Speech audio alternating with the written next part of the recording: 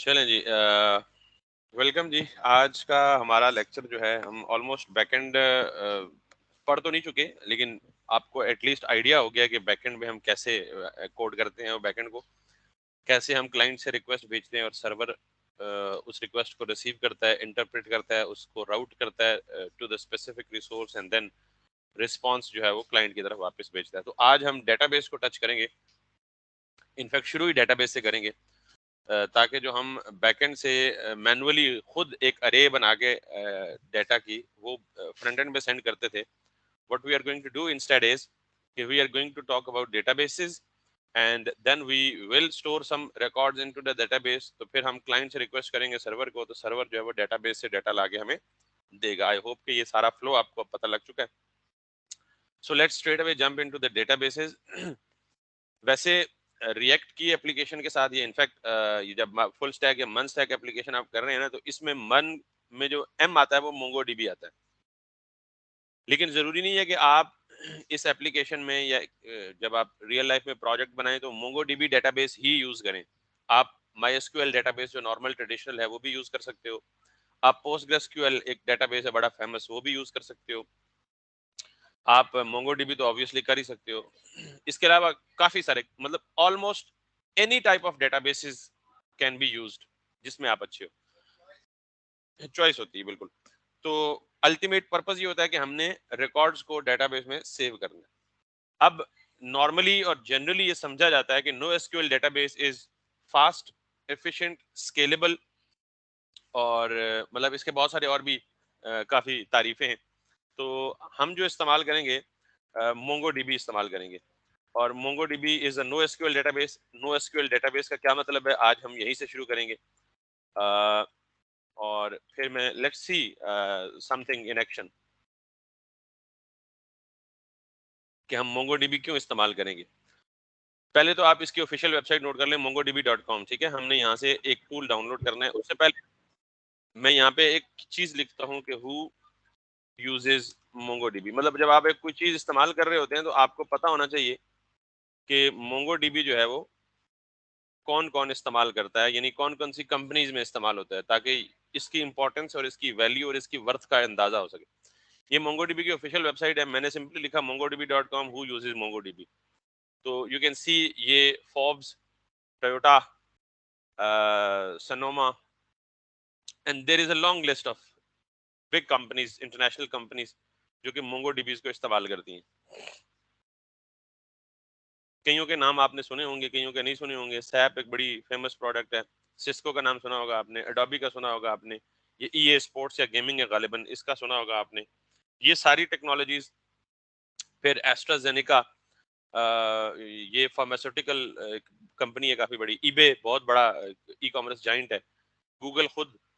और मेरे ख्याल में अब गूगल जैसी कंपनी आ चुकी है तो इसके बाद आपको जस्टिफिकेशन की जरूरत नहीं पड़ती, लेकिन अगर आप करना भी हो तो ये सारी वो कंपनीज हैं जो कि मोंगोडीबी को एज अ डेटाबेस इस्तेमाल करती हैं। अच्छा, जब ये कहा जाता है ना कि मोंगोडीबी को, तो बड़ी कंपनी जरूरी नहीं है कि सिर्फ एक ही डेटाबेस को इस्तेमाल करें। वो 2 3 4 5 6 डेटाबेसेस को इस्तेमाल कर सकते हैं, क्योंकि जाहिर है उनका अपना एक इंफ्रास्ट्रक्चर या आर्किटेक्चर है जो आर्किटेक्ट डिजाइन करके उनको देते हैं। बहरहाल, सो मोंगोडीबी का कंट्रीब्यूशन भी किसी न किसी तरह इन कंपनीज में है।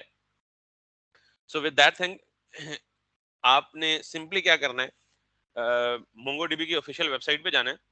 और मोंगोडीबी की ऑफिशियल वेबसाइट पे जाके यहाँ पे जाके सॉल्यूशंस, बल्कि प्रोडक्ट्स पे जाना है। सबसे पहला मेन्यू ऑप्शन प्रोडक्ट्स में जाके, अभी मैं उस पे आता हूँ नो एसक्यूएल और एसक्यूएल क्या होता है। ये नो एसक्यूएल ऑब्वियसली, लेकिन जब मैं इसे इंस्टॉल करके, डाउनलोड करके, सेटअप करके जब एक कलेक्शन क्रिएट करूंगा तो फिर आपको अंदाजा होगा कि नो एसक्यूएल का मतलब क्या है। मैं प्रॉपर डायग्रामेटिकली समझाऊंगा। Just give me a minute. So आपने प्रोडक्ट्स में जाना है और यहाँ पे ये सारी चीजें, हर एक चीज का, हर एक प्रोडक्ट का अपना अपना पर्पज है। हमने जाना है कम्युनिटी सर्वर पे। So you have to click on the community server. तो उसने आपका ऑपरेटिंग सिस्टम खुद ब खुद डिटेक्ट करके आपको क्या दे दिया, जो विंडोज का प्रोडक्ट है वो दे दिया। ठीक है, सो ये देखिए मोंगोडीबी कम्युनिटी सर्वर। और यहाँ पे उसने लेटेस्ट वर्जन दिया और प्लेटफॉर्म उसने खुद पिक कर लिया कि हम विंडो पे हैं। अदरवाइज आप किसी और प्लेटफॉर्म पे हैं, मैक ओएस पे हैं, डेबियन पे हैं, डेबियन 10.0 पे हैं, ये अमेजन लिनक्स में वगैरह वगैरह। तो उसने करंट वर्जन खुद ब खुद पिक कर लिया, विंडो खुद ब खुद, और MSI एक्जी फाइल होती है, मैंने यहाँ से डाउनलोड कर लिया सिंपली से।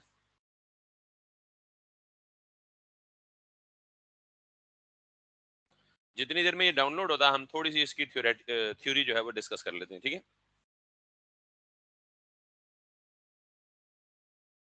सो लेट्स सी, हमारे पास लास्ट टाइम क्या था, ड्रॉ इट, ये ड्रॉ आयो, हम ड्राइंग कर देते हैं।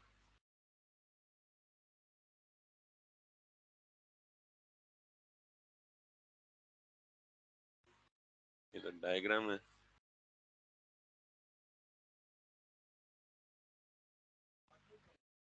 Sorry, auto draw, yes yes शायद,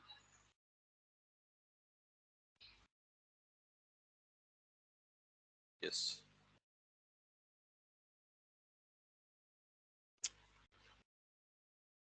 सो आपने इससे पहले अगर कोई भी बेसिक डेटाबेस का सब्जेक्ट पढ़ा हुआ आपने? कोई डेटाबेस का सब्जेक्ट नहीं पढ़ा हुआ आपने? आपने? अच्छा, मेजोरिटी ने नहीं पढ़ा हुआ। डेटाबेस क्या होता है, आप को घर वाले, फॉर एग्जांपल आप मंथली सौदा लाते हो, कहीं सामान लाते हो, अपने घर का राशन लाते हो, कहीं किसी शॉप से, किसी प्लाजा से, किसी शॉपिंग मॉल से जाके, तो आपको घर वाले एक लिस्ट बना के देते हैं कि जी आलू इतने किलो लाने हैं, प्याज इतने किलो लाने हैं। सॉरी, हाँ जी रिकॉर्डिंग कर, तो वो भी स्टार्ट, तो आपको एक लिस्ट बना के देते हैं, वो लिस्ट एक टेबुलर फॉर्म में होती है। तो टेबुलर फॉर्म में से मतलब ये है कि अगर मैं आपको सिंपली यहाँ पे एक्सेल दिखा सकूं, डेटाबेस की मजीद बहुत ज्यादा डिटेल में तो नहीं जाएंगे, लेकिन जस्ट ताकि आपको एक थोड़ा सा अंदाजा हो सके। मिसाल के तौर पे जी, मैंने एक यहाँ पे सीरियल नंबर लिखना है, यहाँ पे आइटम नेम लिखना है, यहाँ पे मैंने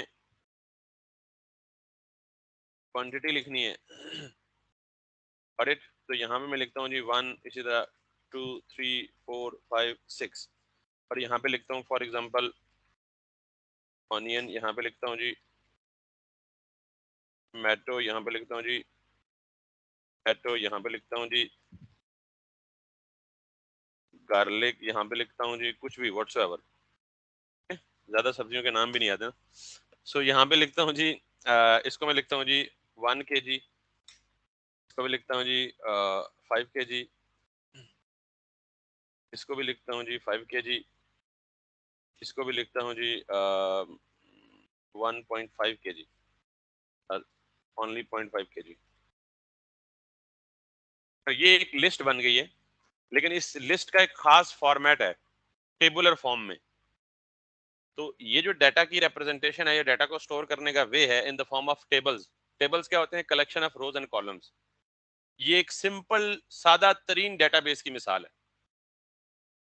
तो डेटाबेस का मतलब क्या है, storing the records on some sort of files, ठीक। तो ये बेसिकली एक फाइल है एक्सेल की। तो आपने एक्सेस सुना होगा, माइक्रोसॉफ्ट एक्सेस, वो बेसिकली डेटाबेस है सिंपल। एक्सेल डेटाबेस तो नहीं है, लेकिन anything that is stored in the form of tables that may be called as simplest ever databases. तो जब भी आपको कोई कहे डेटाबेस या कहीं से सुने डेटाबेस, तो डेटाबेस का मकसद आपके जहन में क्या आना चाहिए फौरन, something that is being used to store the data. Clear हो गई ये बात? अब ये तो बड़ी रॉ एग्जांपल थी, बड़ी रफ एग्जांपल थी मुझे गालियां निकाल रहे होंगे आप कि आलू टमाटर कहाँ से आ गए।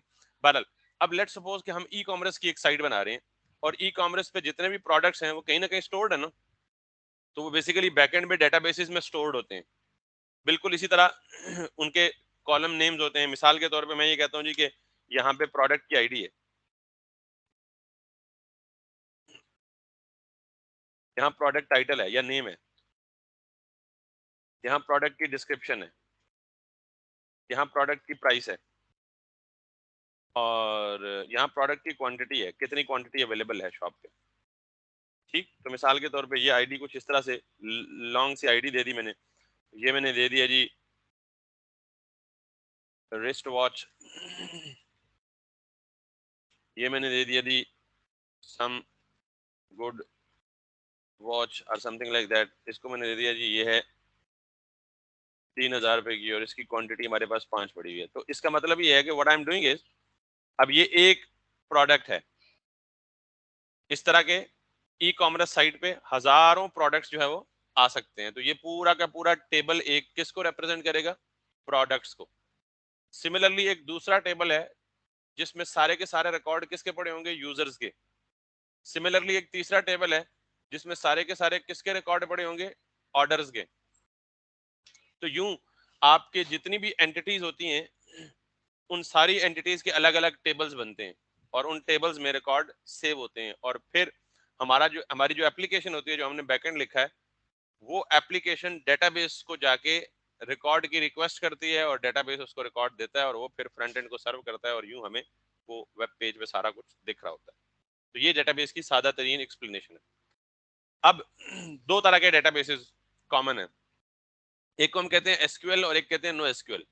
अब आगे चल के आप डेटाबेस की कोई लैंग्वेज डेटाबेस का कोई सब्जेक्ट पढ़ेंगे तो उसमें SQL normally my SQL database बड़ा फेमस था जो कि रिकॉर्ड्स को टेबुलर फॉर्म में स्टोर करता था। टेबुलर फॉर्म का मतलब रोज एंड कॉलम्स की फॉर्म में। और ऐसे डेटाबेस को हम कहते हैं नॉर्मली एसक्यूएल डेटाबेस। क्यों?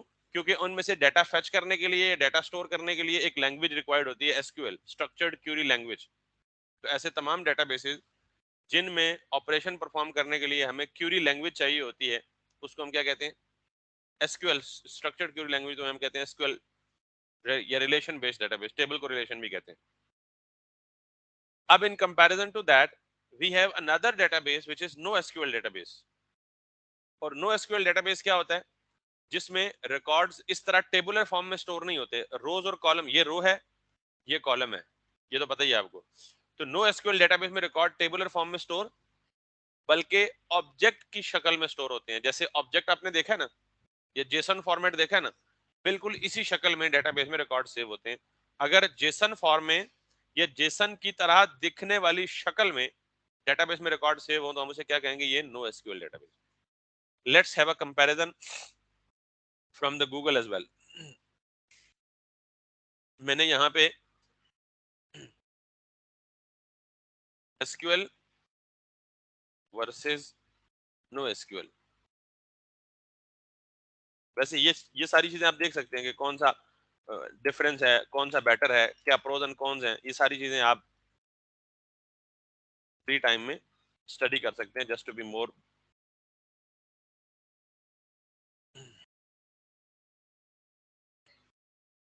बल्कि यहाँ पे हमारे पास मोंगोडीबी की ऑफिशियल वेबसाइट पे ज्यादा अच्छी डायग्राम।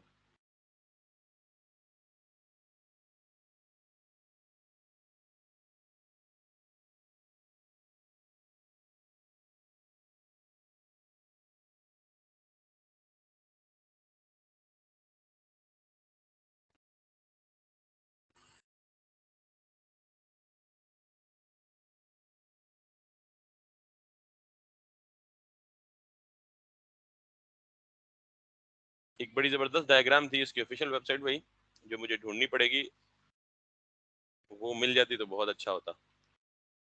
बहरहाल मैं सिर्फ यहाँ पे एसक्यूएल पहले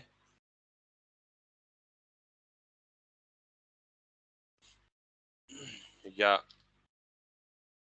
रिलेशनल डेटाबेस पहले, ये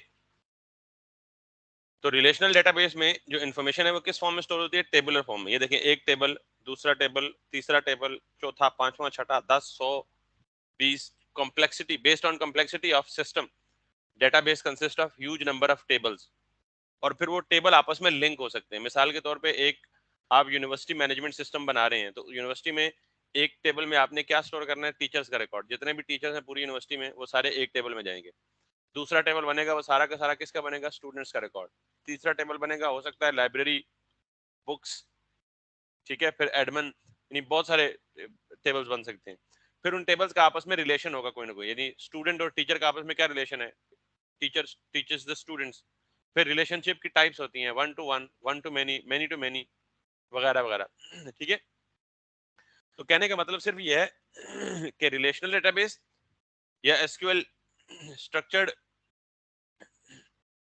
kind of database that consist of tables. ठीक है, अगर आप यहां से और भी देखें तो कुछ इस तरह की डायग्राम्स भी उसको रिप्रेजेंट करने के लिए, ये बेसिकली रिलेशनशिप्स को शो करने के लिए, ये भी टेबल है, ये भी टेबल, ये भी टेबल, ये भी टेबल, ये भी टेबल, और इसके अंदर जितना कुछ ये वर्ड्स लिखे हुए हैं ये सारे टेबल के कॉलम्स हैं, ठीक है। तो ये बेसिकली वे होता है क्या हमारा, रिलेशनल डेटाबेस का, टेबुलर डेटाबेस का, या एसक्यूएल बेस्ड डेटाबेस का। अब मैं जाता हूं जी नो एसक्यूएल में।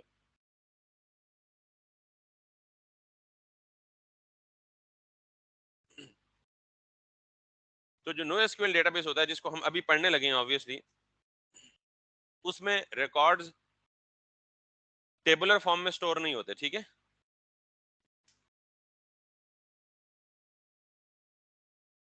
उसमें रिकॉर्ड्स होते हैं इन the form of documents. If I can show you, yes, like this may be the perfect example that you can use or use to compare both. ये जो दो टेबल्स है ना, इस टेबल का नाम क्या है, ऑर्डर्स, इस टेबल का नाम है ऑर्डर डिटेल। ये जो पोर्शन है ये आपका एसक्यूएल बेस्ड है, एग्जैक्टली इसी की कन्वर्जन ये आपका नो एसक्यूएल है।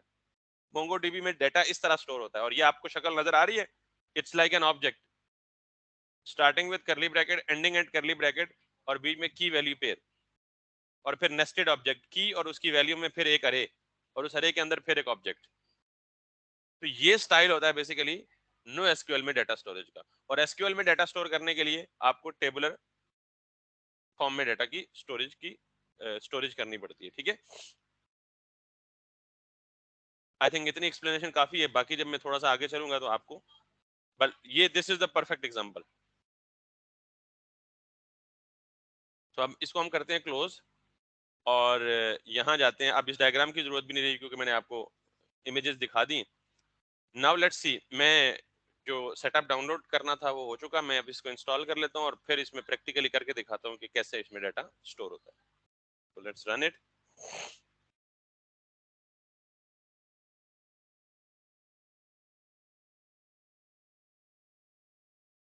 आपने कंप्लीट इंस्टॉल कर देने, सारे ऑप्शंस को डिफॉल्ट रहने देने, ठीक है। यहाँ पे एक आपसे ये ऑप्शन पूछेगा इंस्टॉल मोंगोडीबी कंपस। ये अभी मैं आपको बताता हूँ कंपस क्या है। तो आपने इसे चेक रहने देना, इसे अनचेक नहीं करना, ठीक है। तो ये कंपस अभी मैं डिस्क्राइब करता हूँ क्या है। मोंगोडीबी एक डेटाबेस है और ये कमांड लाइन डेटाबेस है। कमांड लाइन का मतलब क्या है कि जिसमें डेटाबेस क्रिएट करना, कोई कलेक्शन क्रिएट, सब कुछ कमांड्स के जरिए होता है। कौन सी कमांड्स के जरिए, आपको इस तरह की एक ब्लैक स्क्रीन मिलेगी, आपने सारा कुछ डेटाबेस क्रिएट करना है, डिलीट करना है, कोई रिकॉर्ड डालना है, उसमें कोई रिकॉर्ड देखना है, सारा कुछ कमांड्स के जरिए करेंगे आप। तो अगर हम ये कमांड सीखने बैठ गए तो हमारा मन स्टैक तो उधर ही रह जाएगा, ठीक है। सो हम मोंगोडीबी की कमांड्स को याद करने के बजाय एक टूल है कंपस, मोंगोडीबी कंपस। वो बेसिकली हमें क्या देता है, ग्राफिकल यूजर इंटरफेस देता है to perform operations on the MongoDB. I repeat, MongoDB खुद क्या है, कमांड लाइन है। कमांड लाइन का मतलब क्या है कि हम उसमें जो काम भी करते हैं वो कमांड्स के जरिए करते हैं। अब ऑब्वियसली बिगिनर्स के लिए कमांड्स को याद रखना और फिर उनको इस्तेमाल करना सही जगह पे या सही वक्त पे सही कमांड को इस्तेमाल करना might be a problem. So we can't be expert enough in the beginning. So that's why वो जो कंपस मैंने कहा था ना, आप उसे इंस्टॉल करें। मोंगोडीबी खुद उस डिफॉल्ट टूल के साथ आता है, वो ऑप्शनल होता है कि आप उसे इंस्टॉल करना चाहते हैं नहीं करना चाहते, मैंने चेक रखा है इसे इंस्टॉल। तो वो कंपस जो है वो GUI टूल है to perform operations on the MongoDB। I repeat, what is MongoDB Compass? It's a GUI tool that we use to perform operations on the MongoDB। कौन से ऑपरेशंस? डेटाबेस क्रिएट करना है, delete करना है, नए record डालने हैं, एग्जिस्टिंग रिकॉर्ड को देखना है, डिलीट करना है, ये सारे काम। So instead of performing all of these things with commands, what we'll do is we'll be doing it with the graphical user interface. So MongoDB Compass is that. So let's wait for its installation.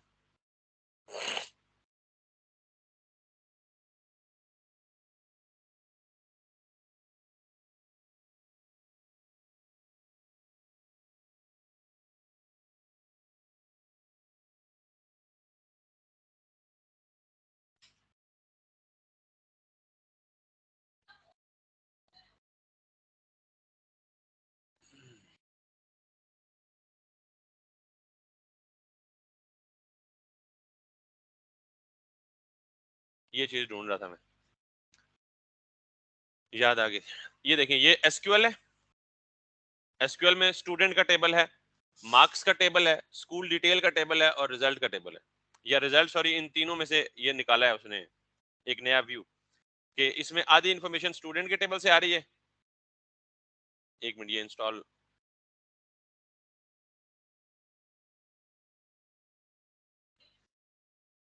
mongodb.com/docs पे जाएंगे तो ये आपको मिल जाएगा, ठीक है। अब ये स्टूडेंट का टेबल है, ये मार्क्स का टेबल है। If you can see it clearly, I don't know if it is visible और नॉट, तो स्टूडेंट के टेबल से नेम लिया, मार्क्स के टेबल से मार्क्स लिए, और स्कूल डिटेल के टेबल से स्कूल का नेम लिया। तो नेम, मार्क्स, स्कूल नेम और सिटी, तीन टेबल से मिला के एक रिजल्टेंट टेबल ले लिया उन्होंने। तो ये बेसिकली टेबुलर फॉर्म में इंफॉर्मेशन स्टोर होती है किसमें, और मोंगोडीबी में किस फॉर्म में स्टोर होती है, ये वाला। Got it? ये कंपैरिजन है बेसिकली, ये नो एसक्यूएल है, और ये इसमें से इंफॉर्मेशन को एक्सट्रैक्ट करने के लिए इस तरह की क्यूरीज चाहिए होती है। Select student name, marks, D name as school name, from, inner join, this where this, ये सारा कुछ चाहिए होता है। जबकि इसमें से डाटा फेच करने के लिए सिर्फ आपको ये फाइंड फंक्शन चाहिए होते हैं, built in programmatic, find, find all, find by ID. तो ये चीज आसान है, ये चीज आसान है, ये आप अभी करेंगे तो आपको खुद अंदाजा हो जाएगा कि this is lot easier and it's lot flexible as well. So let's see कि हमारा ये इंस्टॉल हो चुका है।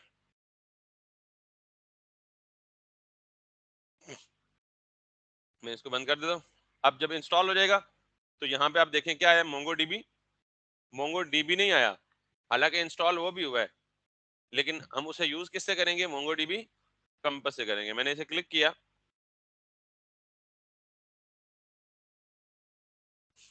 आपके सामने कुछ इस तरह का यूजर इंटरफेस आ जाएगा। ये स्टार्ट में आपको वो गाइड देगा या टूर देगा, आपने इसको next next next next next पढ़ना चाहें तो पढ़ सकते हैं।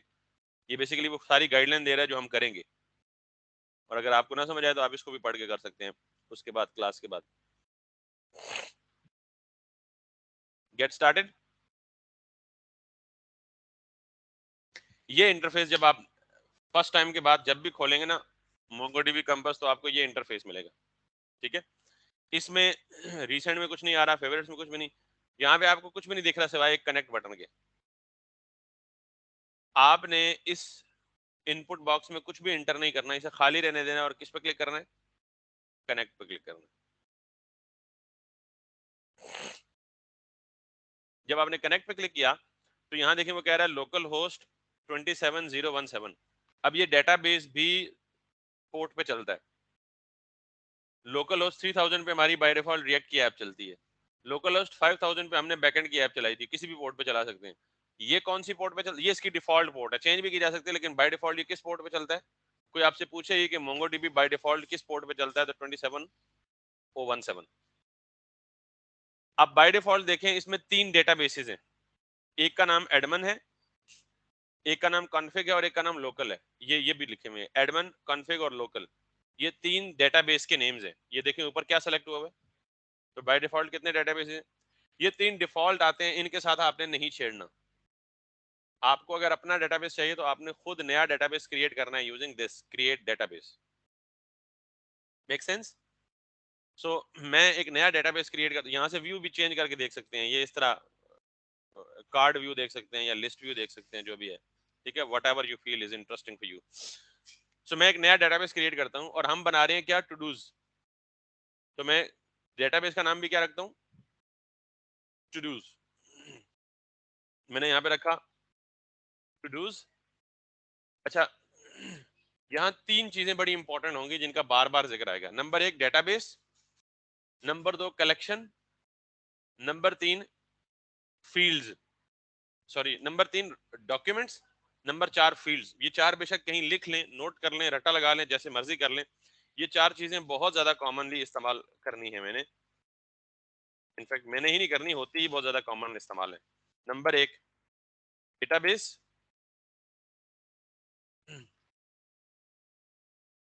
नंबर दो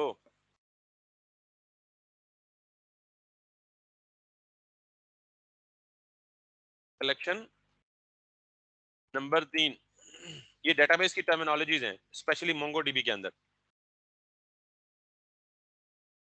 डॉक्यूमेंट्स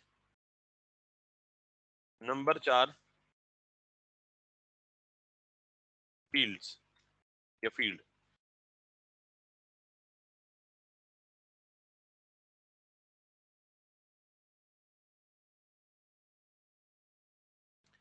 ये जो 4 चीजें हैं अब मैं इनको वन बाय वन जाके डिस्क्राइब करने लगा हूं। अगर आप इन 4 चीजों को अच्छी तरह समझ गए तो आप नो एसक्यूएल या मोंगोडीबी को बहुत अच्छी तरह समझ जाएंगे। ठीक है, यानी जब भी आप डेटाबेस क्रिएट करेंगे या डेटाबेस पर ऑपरेशन परफॉर्म करेंगे तो ये 4 टर्मिनोलॉजीज हैं जो बार बार यूज होंगी, जिनके मैं बार बार नाम लूंगा। तो इन टर्मिनोलॉजीज को समझना बहुत जरूरी है to understand the MongoDB database. कि सबसे पहले डेटाबेस क्या होता है, मैंने आपको कहा कि database is a collection of records. Database क्या होता है? Is a collection of records. लेकिन चूंकि डेटाबेस की दो टाइप्स होती हैं, एक एसक्यूएल और एक नो एसक्यूएल, तो वो कलेक्शन ऑफ रिकॉर्ड जब एसक्यूएल में होगा तो वो टेबुलर फॉर्म में होगा, और जब नो एसक्यूएल में होगा तो वो डॉक्यूमेंट्स की फॉर्म में होगा या कलेक्शंस की फॉर्म में होगा। अब ये कलेक्शंस क्या है?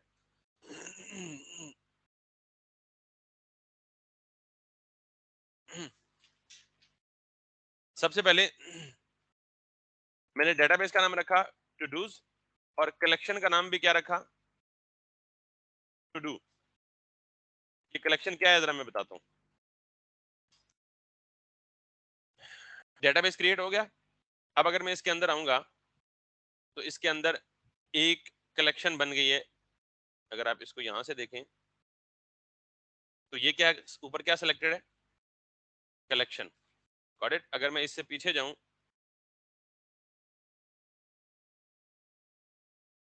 तो ये देख रहे हैं टू डूज के अंदर टू डू की कलेक्शन। तो todos dot todo वही नोटेशन है जैसे ऑब्जेक्ट को कॉल करते हैं। ऑब्जेक्ट का नेम डॉट उसके आगे उसकी सब प्रॉपर्टी का नेम। 12।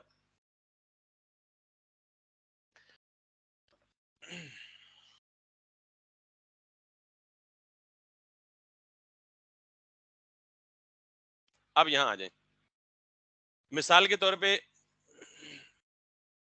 मेरे डेटाबेस का नाम है टू डूज। ये मैं यहां पे एसक्यूएल लिखूंगा और यहां पे क्या लिखूंगा? No SQL.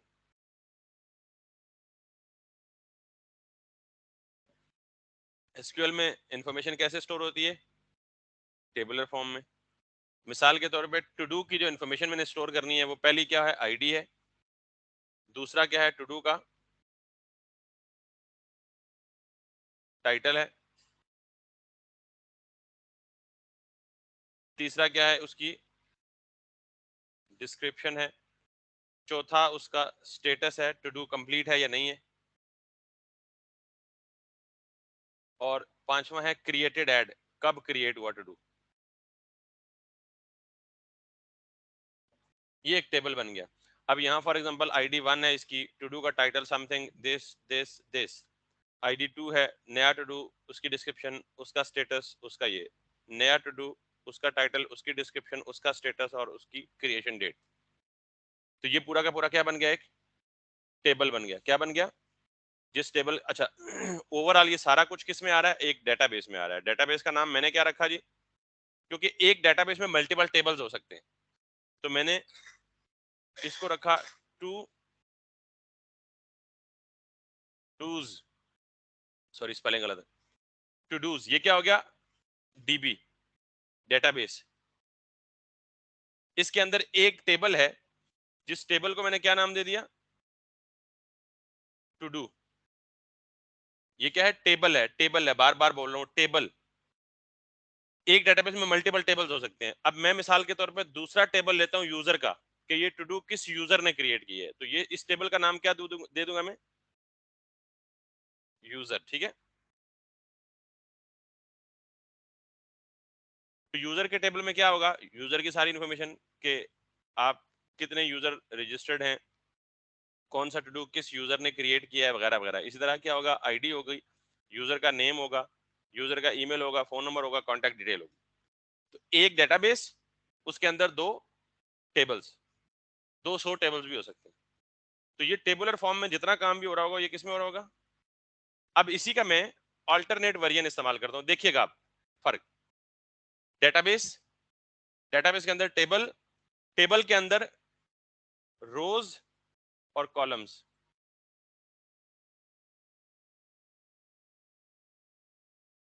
रोज और कॉलम्स। तो जब हम एसक्यूएल की बात कर रहे होते हैं तो कौन कौन सी टर्मिनोलॉजी है। Number 1 database, number 2 table, number 3 column, number 4 रोज। इसको मैं कंपेयर करूंगा आप नो एसक्यूएल के साथ। नो एसक्यूएल में भी डेटाबेस फॉर एग्जांपल नेम क्या है, टू डूज है, सिमिलर टू डूज डेटाबेस आ गया। इस डेटाबेस के अंदर जैसे एसक्यूएल में टेबल होते हैं, नो एसक्यूएल में कलेक्शन होती है। टेबल के रिप्लेसमेंट में यहाँ क्या होती है, कलेक्शन होती है। तो मैं यहाँ पे अगर ये जो टू डू है ना, तो मैं इस टू डू को क्या नाम दूंगा, टू डू। और ये क्या है बेसिकली, COLLECTION।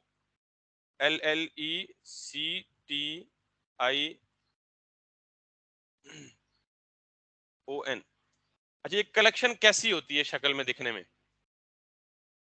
ये होती है बेटा सिंपल एक टू डू की स्टार्ट और एंड अरे, उस अरे के अंदर की वैल्यू, की और वैल्यू,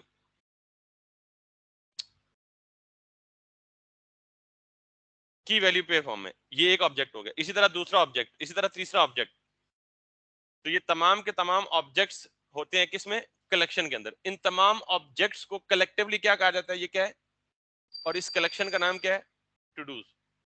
इसी तरह जैसे टू डूज की कलेक्शन है, इसी तरह एक और कलेक्शन होगी जिसका नाम क्या होगा, यूजर्स। तो यहाँ टेबल के मुतबादल क्या है, कलेक्शंस। पहला डेटाबेस, दूसरे लेवल पे क्या है, कलेक्शन, तीसरे लेवल पे आ गया जी डॉक्यूमेंट। तो डॉक्यूमेंट क्या है, ये जो ऑब्जेक्ट है, ये जो ऑब्जेक्ट है एक, गौर से सुने बेटा, इस ऑब्जेक्ट को क्या कहते हैं, डॉक्यूमेंट। मोंगोडीबी में इसको ऑब्जेक्ट नहीं बोलेंगे, क्या बोलेंगे, डॉक्यूमेंट बोलेंगे। क्या बोलेंगे, हमारे असल ऑब्जेक्ट में और डॉक्यूमेंट में फर्क होता है। इसको हम क्या बोलेंगे, दिस इज कॉल्ड डॉक्यूमेंट। तो कितनी चीजें होगी, 3, डेटाबेस, कलेक्शन, और कलेक्शन के अंदर डॉक्यूमेंट। अब इस डॉक्यूमेंट के अंदर ये की वैल्यू देख रहे हैं, ये की है, ये वैल्यू है, ये की है, वैल्यू है। तो इस एक पूरी की वैल्यू कंप्लीट पेयर को हम क्या कहते हैं, एक फील्ड। क्या कहते हैं,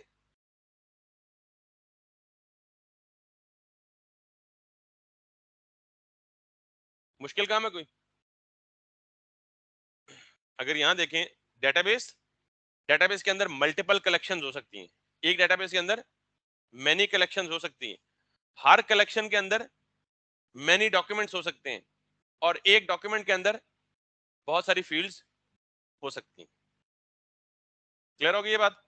आप जरा इधर आए,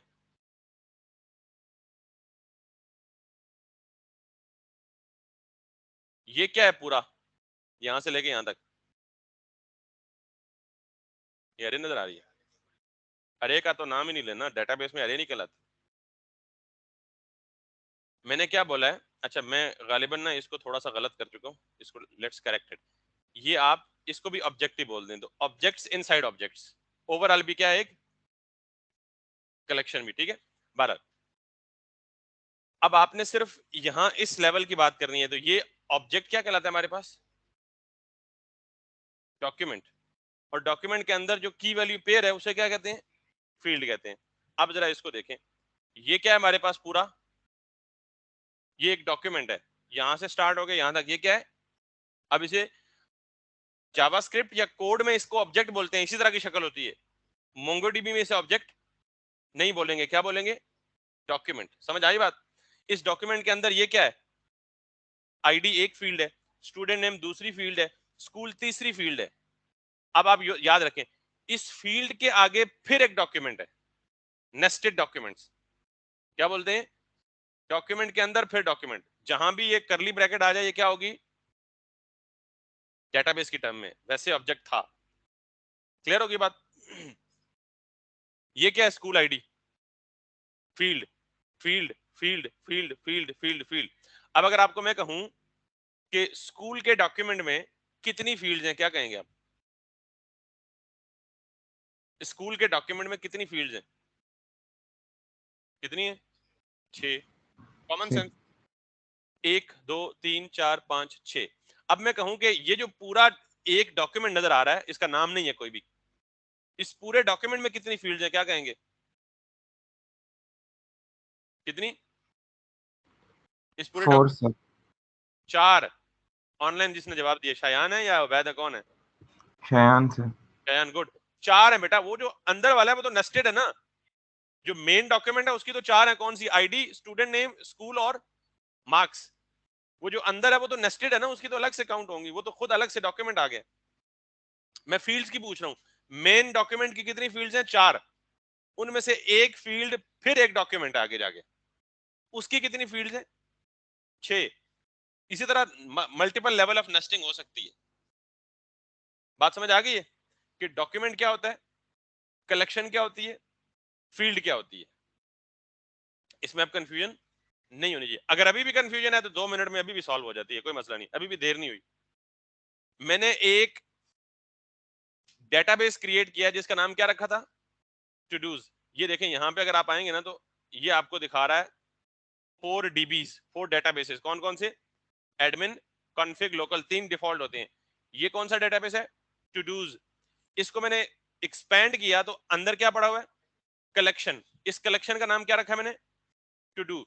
इसको जब मैंने क्लिक किया तो इसके अंदर ये क्या सिलेक्टेड है, तो डॉक्यूमेंट कितने? कोई भी नहीं, क्रिएट ही नहीं किया भाई, अभी सिर्फ डेटाबेस क्रिएट किया और कलेक्शन क्रिएट की, उस कलेक्शन के अंदर डॉक्यूमेंट क्रिएट नहीं किया। तो अब जो टू डू का डॉक्यूमेंट है इसके अंदर जाके यहां से आप जाएं ऐड डेटा, और ये क्या लिखा हुआ है, इंसर्ट डॉक्यूमेंट। अब आपको पता है डॉक्यूमेंट क्या है, बेसिकली कलेक्शन ऑफ की वैल्यू पेयर्स। मैं इस पे क्लिक किया, इस शक्ल को पहचानते हैं आप, इस शक्ल को, starting with, by default her document को मोंगोडीबी आईडी खुद ब खुद असाइन कर देता है, क्योंकि ID should be unique. Every document should have a unique ID. अगर आपने टेबुलर कॉन्सेप्ट या डेटाबेस पढ़ा हो तो उसने उसमें आपको प्राइमरी की और सेकेंडरी की और सारा कुछ पढ़ते हो, every table should have a unique primary की। तो यहाँ वो प्राइमरी की शैमी की तो नहीं होती, यहाँ every document must have a unique ID, तो वो बाय डिफॉल्ट वो खुद बहुत दे देता है। अब इंसर्ट टू कलेक्शन, और कौन सी कलेक्शन में, todos dot todo. Todos किसका नाम है, डेटाबेस का, और टू डू किसका नाम है, कलेक्शन का। ठीक।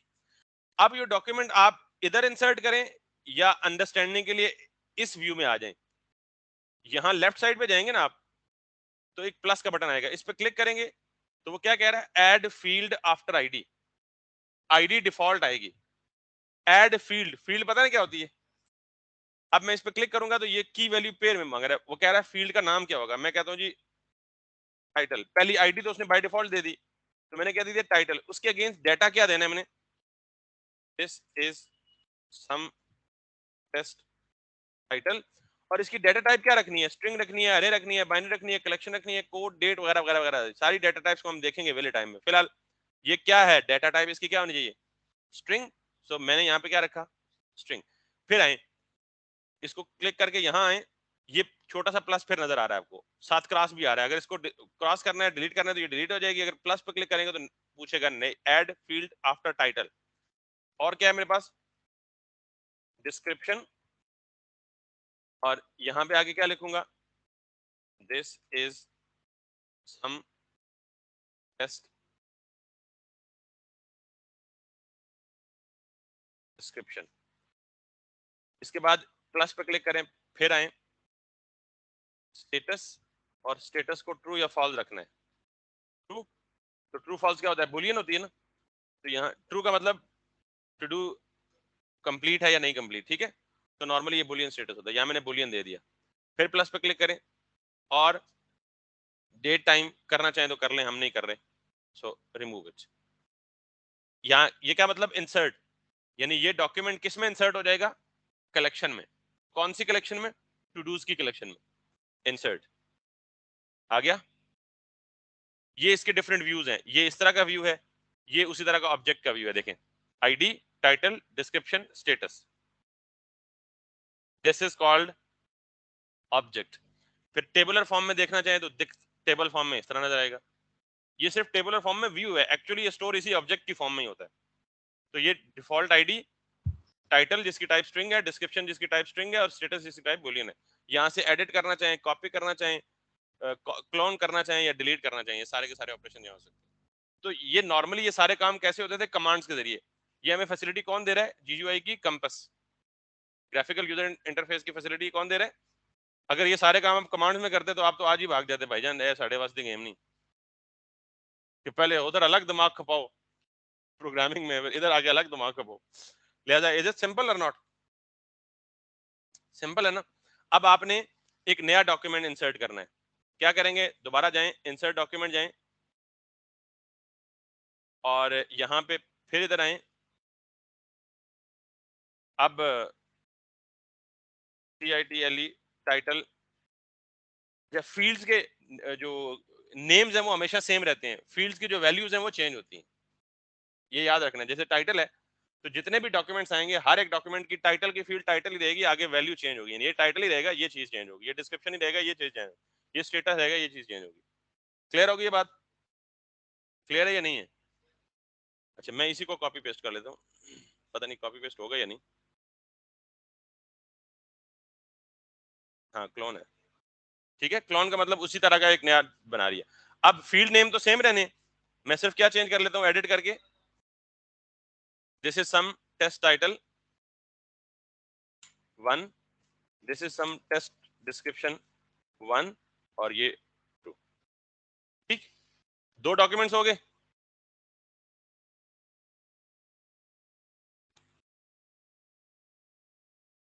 घबराना नहीं है, ये सारा काम हमने इधर नहीं करना, हमने प्रोग्रामेटिकली करना है, और वो बहुत सिंपल है।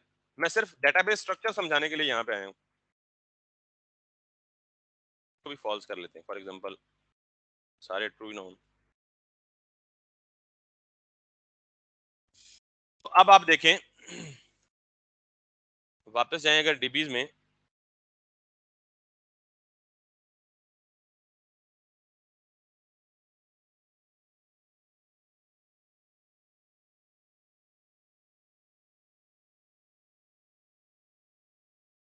एक तो मुझे इसकी समझ नहीं लगती।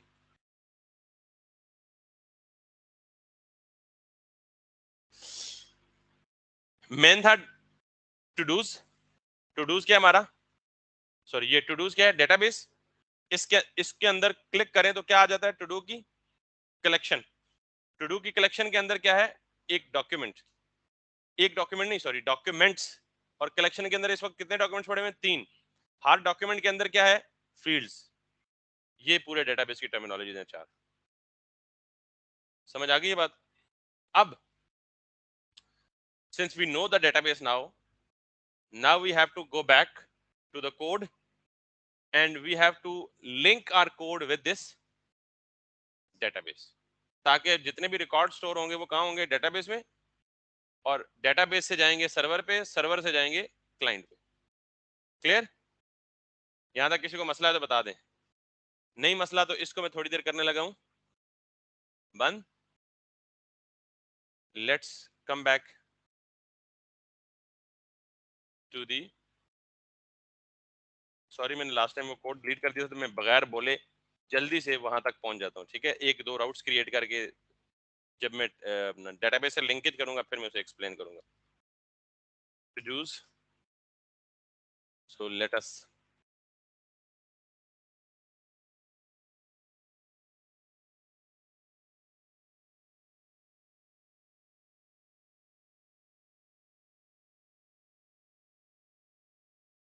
सो मैं इसमें जल्दी से एक फोल्डर बना लेता हूँ बैकएंड का, और इस फोल्डर के अंदर मैं बना लेता हूँ कुछ भी नहीं, बल्कि मैं यहाँ जाता हूँ cd बैकएंड में, और यहाँ पे करता हूँ जी npm init ये आपको पता है क्या होती है?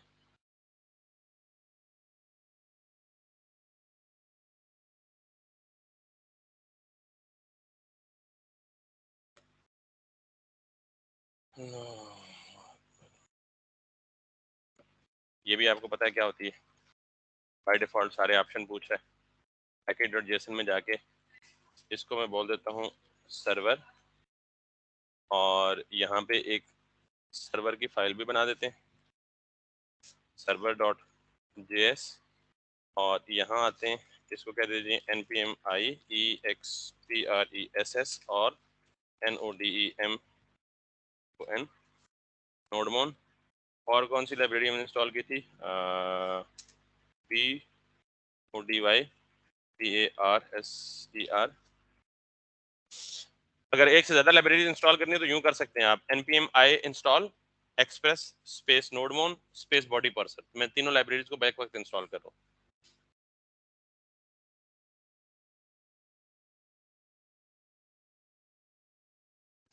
जितनी देर में लाइब्रेरी इंस्टॉल होती है मैं अपने सर्वर को एस्टेब्लिश कर लेता हूँ। const express equals to require, and that's gonna be express, और const app equals to express app dot listen listen, और यहाँ पे मैं दूंगा GPORT, और यहाँ पे दूंगा एक कॉल बैक फंक्शन, और उस कॉल बैक फंक्शन में सिंपली मैं दूंगा जी console.log, and that's gonna be server running on port PORT port. So this, sir मेरा एक और क्वेश्चन है। जी जी बोले बोले बोले। सर क्या हम एक्सप्रेस को ES6 के फॉर्मेट के साथ भी यूज कर सकते हैं? बिल्कुल कर सकते हैं, एब्सोल्युटली ओके सर। दिस। और मैंने आपको इसलिए नहीं कराया कि सच्ची बात पूछें कि जब से शुरू किया ना तब से ES5 वही बैकएंड कर रहा हूँ, तो मुझे लगा कि जब मैं कराऊंगा तो शायद बीच में कुछ थोड़ी बहुत ऊंच नीचे कोई प्रॉब्लम या मिस्टेक फर्स्ट टाइम होता है ना, तो मैंने उससे अवॉइड करने के लिए मैंने कहा just to make it seamless. Otherwise अगर आप इसको ES6 में करेंगे that would even be good. No worries, no problems, ठीक है। Okay sir. So I have set up basic server, और मैं इसे अगर करूँ app dot get just to check if everything goes well, और इसको मैं स्लैश कर देता हूँ, और स्लैश के बाद मैं इसको फंक्शन कर देता हूँ, और इस फंक्शन को मैं यूं चला देता हूँ, और इसको मैं कर देता हूँ REQ और RES, और देन मैं इसको RES डॉट सेंड कर के हेलो फ्रॉम द सर्वर, ठीक है। That's good to go. Now if I, so everything is installed and set up, so make sure कि everything comes into the, ये आ गया बॉडी पार्सर एक्सप्रेस और node one, ठीक। इसका मतलब everything successfully installed, so NODEMON server .js नहीं चलेगा। so we do have what हमारे पास git bash, उसको करंट डायरेक्टरी में ओपन करें, और NODEMON server.js. So with this thing running, yes, so now we can go to the browser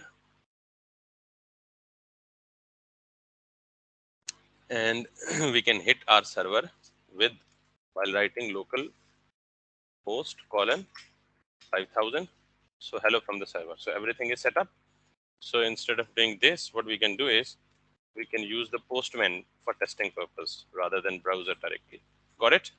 Okay, so our server is now running, और अब मैं वो राउट shout या बाकी काम नहीं कर रहा, उस पर टाइम वेस्ट होगा। आपको पता है कि अलग फाइल बनेगी कंट्रोलर के लिए, अलग फाइल बनेगी राउटिंग के लिए, और सब कुछ अलग, ठीक है। तो बड़ा अगर कहते हैं तो बना देता हूँ। चलो, रिकॉर्डिंग स्क्रीन शेयर नहीं हुई थी, चले मैं इधर इसको कर देता हूँ जल्दी से, मैं इसको ज़्यादा एक्सप्लेन नहीं करूँगा, ठीक है? किसी को प्रॉब्लम हुआ तो मुझे रोक लीजिएगा वहीं पे जहाँ जिसको प्रॉब्लम हुआ। So I am inside the backend route, और यहाँ पे मुझे एक फोल्डर बनाना है किसका, कंट्रोलर्स का। इसके बाद एक फोल्डर मुझे बनाना है किसका, राउट्स का। ये दो फोल्डर मैंने लास्ट टाइम बनाए थे, ठीक है? और राउट्स में मैंने क्या कहा था कि TODOROUTES.js,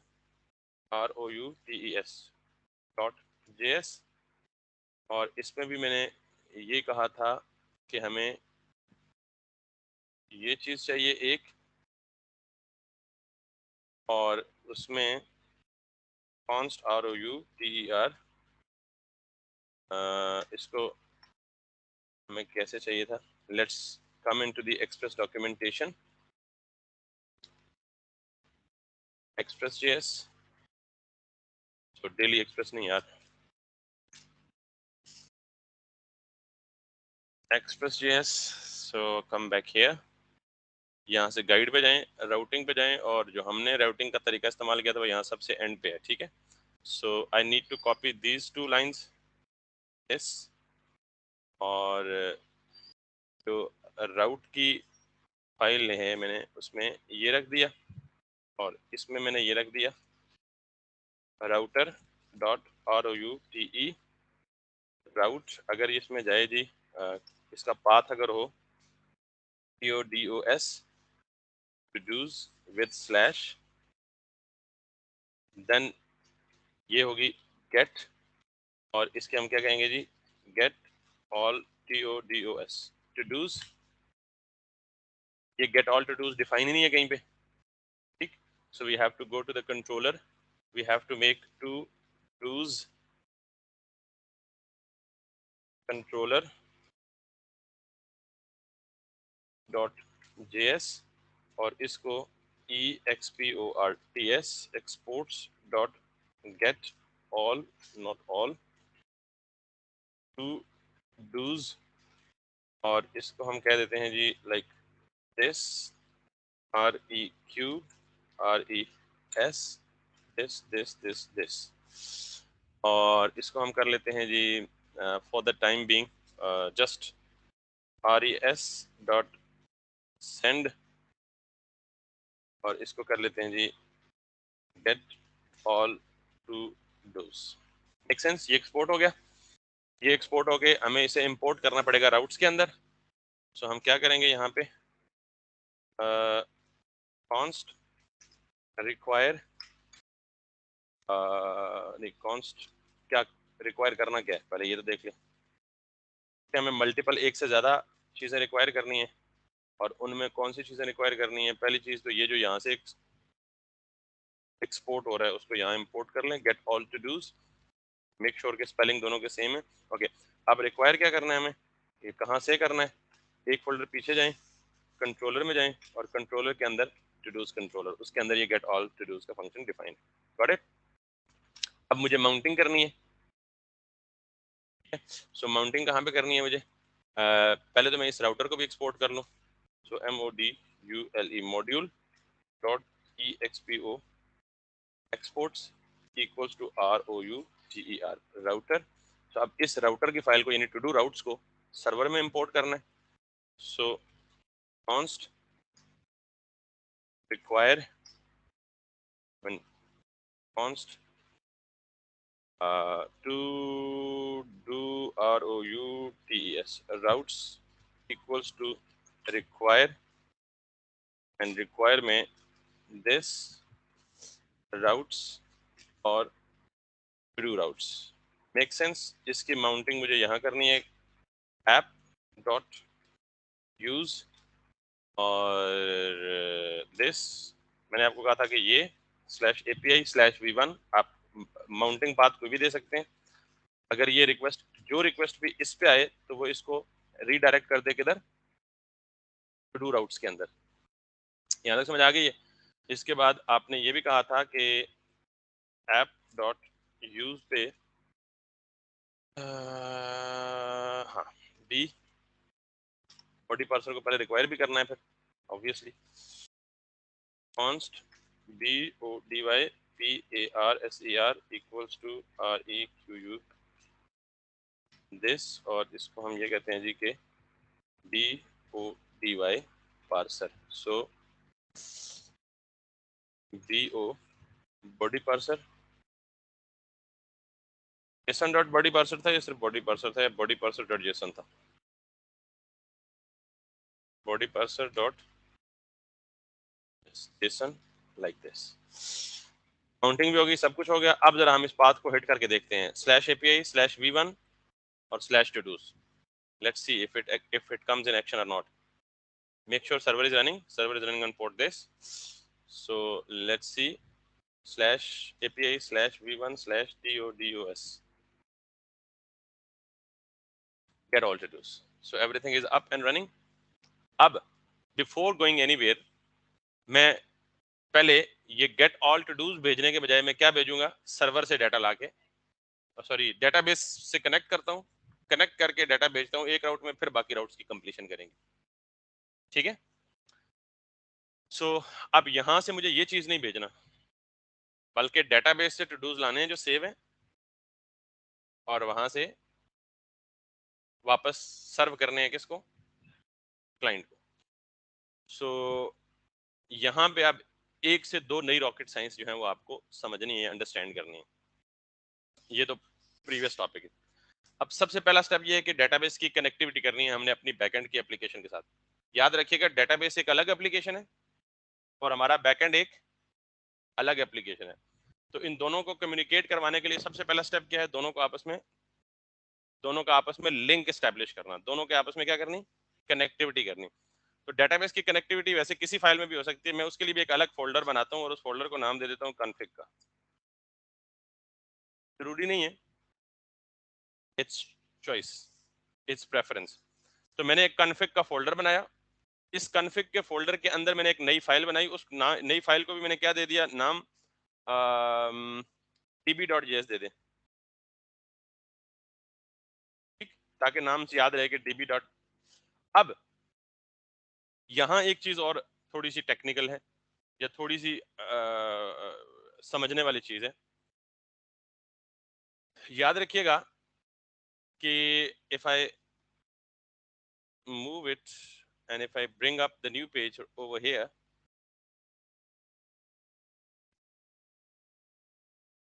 ये है मेरी, where are the shapes, these are the shapes, ये है मेरा बैकएंड.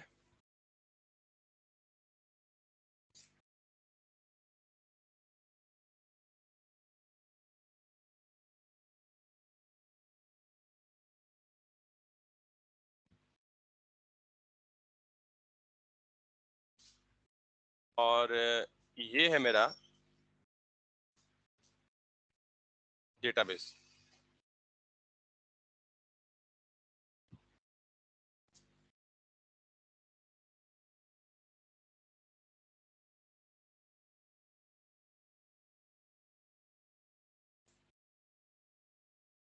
दोनों को आप अपनी अपनी जगह पहचानते हैं, मोंगोडीबी क्या है, क्या करता है, और बैकएंड क्या है और क्या करता है. ठीक, इससे पीछे फ्रंट एंड था, वो मैं अभी डिस्कस नहीं कर रहा. अब होना ये है कि हमारे नोड बैकएंड ने रिक्वेस्ट करनी है किसको, डेटाबेस को. डेटाबेस के पास अगर वो रिक्वेस्टेड डाटा हुआ तो वो डाटा उसने वापस दे देना है किसको, बैकएंड को. यहाँ एक प्रॉब्लम है, ये जो जो भी डाटा है अभी तक, जो डाटा का फॉर्मेट हमने देखा है, नोड बैकएंड पे डाटा किस फॉर्म में है, ऑब्जेक्ट्स की फॉर्म में. किस फॉर्म में है, प्लेन ऑब्जेक्ट्स की फॉर्म में. जरा एक आध प्रैक्टिकल करके भी देख लेते हैं, ज्यादा बेहतर अंडरस्टैंडिंग होगी. ये जैसे मैंने कहा ना गेट ऑल टू डूज, मैं इसी तरह एक और फंक्शन बनाता हूँ,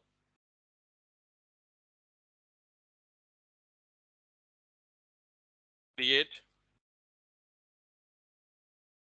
टू डू, और उसमें मैं फ्रंट एंड से क्या लूंगा, रिक्वेस्ट में डाटा लूंगा. तो फ्रंट एंड से जो डाटा रिक्वेस्ट में आता है उसको मैं कैसे ले सकता हूँ, यहाँ पे const BODY equals to request dot BODY body, और इसको मैं फिलहाल यहाँ पे कर देता हूँ कंसोल डॉट लॉग। ठीक, मैं जस्ट ये दिखाना चाहता हूँ कि हमारे कोड में डाटा ऑब्जेक्ट की फॉर्म में और डेटाबेस में वो डाटा कैसे जाएगा। अब अगर मैं यहाँ से अच्छा, इसका राउट भी बनाना पड़ेगा फिर क्रिएट टू डू का ऑब्वियसली। तो मैं यहाँ पे जाता हूँ राउट्स में और इसी को कॉपी कर लेता हूँ और इसको कहता हूँ जी क्रिएट टू डू। तो let me copy this, bring it over here and bring it over here. और ये कब होगा, जब टू डू स्लैश न्यू आएगा। टू डू स्लैश न्यू पे क्रिएट न्यू का मेथड कॉल होगा, और क्रिएट न्यू का जब मेथड कॉल होगा तो वो ऑब्वियसली किसको कॉल करेगा, इसको, और इसको कॉल करेगा तो यहाँ कंसोल लॉग पे जो भी डाटा यूजर भेजेगा वो आ जाएगा। रात को सोए नहीं आप ना? अच्छा, तो घर ही बैठ जाते मेडिसिन लेके, ये बड़ा इंपॉर्टेंट टॉपिक है। इतने मिस हो गया सारा कुछ, तो काम सारा मिक्स हो जाना फिर। सो एनीवेज, हमारा,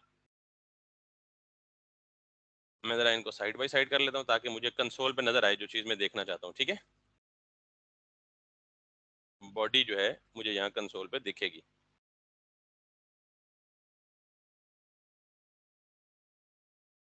this is what, and then this is what. Now अब मैंने रिक्वेस्ट भेजनी है slash todo slash new पे, और इस रिक्वेस्ट की बॉडी में इंफॉर्मेशन भेजनी है। कौन सी? रॉ और जेसन। पता ना आपको ये बात? मैं ये भेजता हूँ फॉर एग्जांपल, कोई भी डमी सी आईडी भेज देता हूँ, ID that's gonna B this title. अभी मैं डेटाबेस से कनेक्टिविटी नहीं हुई, लिहाजा इस डेटाबेस से इसका कोई ताल्लुक अभी है नहीं है, कनेक्टिविटी हुई नहीं है अभी। ठीक है, अभी जस्ट मैं front end back end request भेज रहा हूँ। This is some test title, इसी तरह DESCRIPTION डिस्क्रिप्शन। तो this is some test description, और status that's gonna be true. अब अगर मैं इसको यहाँ से रिक्वेस्ट सेंड करता हूँ तो मुझे ये क्या मिल गया, एज इट इज वही सारी की सारी इंफॉर्मेशन। क्लियर? ये जो ऑब्जेक्ट है ये प्लेन जावास्क्रिप्ट या जेसन का ऑब्जेक्ट है, ये जेसन का ऑब्जेक्ट है, क्योंकि हमने हर रिक्वेस्ट में आने वाले डाटा को जेसन में पार्स कर रहे हैं बॉडी पार्सर के साथ। ये जेसन का ऑब्जेक्ट है। एक वो ऑब्जेक्ट है जो डॉक्यूमेंट में, जो डेटाबेस में स्टोर्ड है, तो उसको हमने ऑब्जेक्ट नहीं कहा था, उसको हमने क्या कहा था, डॉक्यूमेंट कहा था। अब याद रखिएगा कि ये जो डायग्राम में बना रहा था कि यहाँ पे ऑब्जेक्ट किस फॉर्म में प्रोसेस होती है, ऑब्जेक्ट की फॉर्म में। यहाँ पे क्या है, डॉक्यूमेंट है। तो ये दोनों आपस में एक दूसरे को नहीं पहचानते। डॉक्यूमेंट का फॉर्मेट अलग है और ऑब्जेक्ट का format. I need a way, I need a technique कि जिससे मैं अपनी एप्लीकेशन में आने वाले ऑब्जेक्ट को डॉक्यूमेंट के फॉर्मेट के साथ मैप कर दूं। ये मैं बता रहा हूं और ये फैक्ट है कि डॉक्यूमेंट और ऑब्जेक्ट आपस में एक दूसरे को पहचानते। इधर जो डेटाबेस में डॉक्यूमेंट स्टोर होता है, शक्ल उसकी बिल्कुल दिखने में सेम होती है बेशक, लेकिन एक्चुअली वो एप्लीकेशन के ऑब्जेक्ट को नहीं पहचानता और एप्लीकेशन का ऑब्जेक्ट डॉक्यूमेंट को नहीं पहचानता। क्लियर होगी बात? तो इसका मतलब यह है कि हमें यहाँ बीच में कोई एक और चीज चाहिए जो क्या करेगी, ये जिसको क्या करना चाहिए, जो हमारे डॉक्यूमेंट के ऑब्जेक्ट को हमारे डेटाबेस के, सॉरी, जो हमारी एप्लीकेशन के ऑब्जेक्ट को डेटाबेस के डॉक्यूमेंट के ऊपर मैप करे। क्या करे? वैसे टेक्निकल नेम है मैप, तो इस काम को हम कहते हैं ऑब्जेक्ट डॉक्यूमेंट मैपिंग। क्या कहते हैं इसको?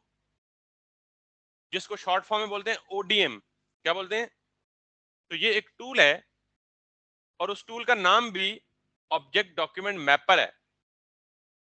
वो टूल क्या करता है? वो टूल हम यहां इंट्रोड्यूस करवाएंगे। कहां? बैकएंड एप्लीकेशन और डेटाबेस के बीच में। वो क्या करेगा? जब भी कोई बैकएंड यानी एप्लीकेशन का ऑब्जेक्ट डेटाबेस में जाएगा तो वो पहले इधर आएगा। इसका नाम है मोंगूज। इसका नाम क्या है? मोंगूज। कभी देखा आपने? नहीं देखा? दिखा दूं? अच्छा, इसका नाम बेसिकली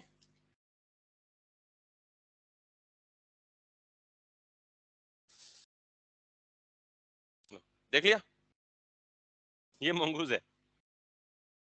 हाँ, उर्दू में डिक्शनरी तो आप लाभ नहीं है। बहरहाल, सो ये मोंगूज जो है, ये क्या करता है? ये, अच्छा मोंगूज है क्या भला? तो आप इसका जवाब देंगे मोंगूज ओडीएम है। क्या है? ओडीएम है। और ओडीएम किसको कहते हैं? Object document mapper. ये मोंगूज वैसे जानवर का नाम है, लेकिन एक्चुअली ये मोंगूज की एक लाइब्रेरी है। जो लाइब्रेरी हम इंस्टॉल करेंगे और वो ये काम करेगी, एप्लीकेशन के ऑब्जेक्ट को किस पे मैप करेगी? डेटाबेस के डॉक्यूमेंट के ऊपर। बात क्लियर होगी ये? Now let's come to the Mongoose. ये तो मोंगूज हो गया ना मजाक वाला। असली वाला मोंगूज ये Mongoose ODM. And what does ODM stand for? Object document mapper. अब ये देखिए, Mongoose provide a straightforward schema based solution to model your application data, वगैरह वगैरह वगैरह। इसकी एब्रीविएशन कहीं लिखी होगी। यही है जो मैं बता रहा हूँ, ऑब्जेक्ट डॉक्यूमेंट मैपर। तो समझ आ गई? इसका दूसरा एस्पेक्ट ये है कि डेटा, हमारी बैकएंड की एप्लीकेशन हमारे डेटाबेस के साथ डायरेक्टली कम्युनिकेट नहीं करती। ये कम्युनिकेट करेगी किसके थ्रू? मोंगूज के थ्रू। So we need to install Mongoose as well. सो हम मोंगूज पे जाएंगे और इसमें सबसे पहले उसने हमें ये कहा हुआ है जी कि ये उसने तरीका बताया हुआ है डेटाबेस कनेक्टिविटी का। हम डेटाबेस कनेक्टिविटी करने जा रहे हैं बेसिकली, और इसमें सबसे पहले हमें मोंगूज इंस्टॉल करना पड़ेगा। ठीक है, सो आप रीड द डॉक्यूमेंट में जाएं, क्विक स्टार्ट में जाएं, और सबसे पहले वो क्या कह रहा है? npm install mongoose. ठीक है, सो आप इसको क्लिक करके यहाँ आए, अपनी टर्मिनल को ओपन करें और npm इंस्टॉल मोंगूज सेव।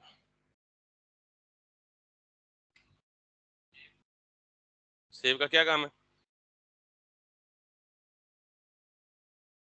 ये दसना पड़ेगा,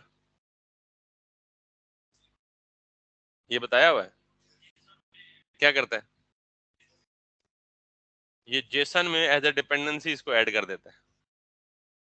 ये पहले होता था कि माइनस माइनस सेव लाजमी लिखना होता था, अब ना भी लिखें तो सेव कर देगा, क्योंकि हमने बाकी जितनी लाइब्रेरी इंस्टॉल की हैं उनके लिए माइनस मैंने सेव नहीं किया, फिर भी उसने सेव की है।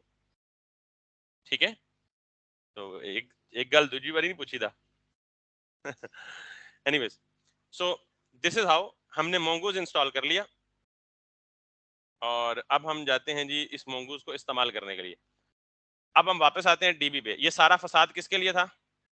डेटाबेस के लिए था, क्योंकि ये जो कम्युनिकेशन जो मैंने डायग्राम ड्रॉ करके बताई है कि हमारी बैकएंड और डीबी की कम्युनिकेशन किसके जरिए होगी?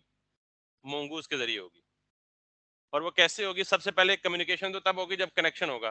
तो कनेक्शन भी कौन क्रिएट करने की फैसिलिटी देगा? मोंगू ही। तो सबसे पहले आप क्या करेंगे? मोंगूज को रिक्वायर करेंगे। मैंने यहाँ पे आया डीबी में, और यहाँ पे पहली लाइन यही लिखी, कॉन्स्ट मोंगूज रिक्वायर। फिर ये सारा कुछ मैं डॉक्यूमेंटेशन से ही कर रहा हूँ, आपके ख्याल आपके सामने। फिर आपने मोंगूज को कनेक्ट करना है, तो आप इसके होम पेज पे आए, तो ये देखें ये क्या लिखा हुआ है? Mongoose dot connect. Built in function मौजूद है। आप ये सारा कुछ यहाँ से उठा लें,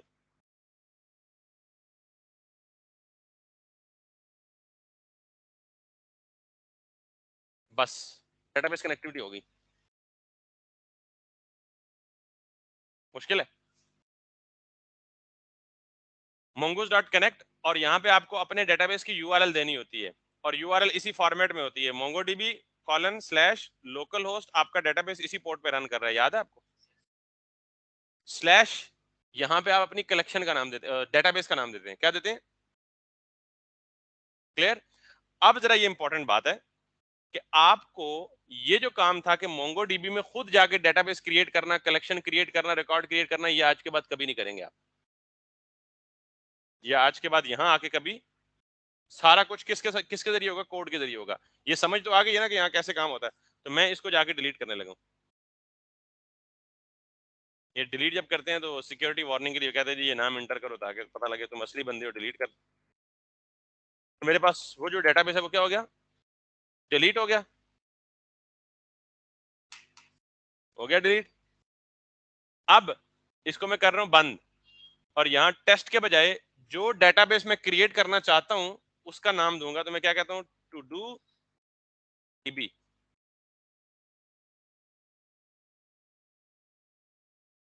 मेक सेंस? अब जब ये कोड चलेगा तो यहां से नाम देखेगा और इसी नाम से खुद ब खुद डेटाबेस क्रिएट कर देगा। अच्छा, ये लाइन डेटाबेस क्रिएट कर देगी, कनेक्ट कर देगी, लेकिन मैं जरा इसको ज्यादा अच्छे तरीके से यूज करने लगा हूं, क्योंकि मुझे ये डेटाबेस की कनेक्टिविटी डिफरेंट फाइल्स में चाहिए होगी, डिफरेंट पर्पसेस के लिए। तो मैं बजाय ये डायरेक्टली करने के, मैं क्या कर देता हूँ, एक फंक्शन लिख देता हूँ, बल्कि हाँ, फंक्शन लिख देता हूँ कॉन्स्ट CONNECT कनेक्ट डीबी के नाम से, और इसको मैं ये कर देता हूँ यूं।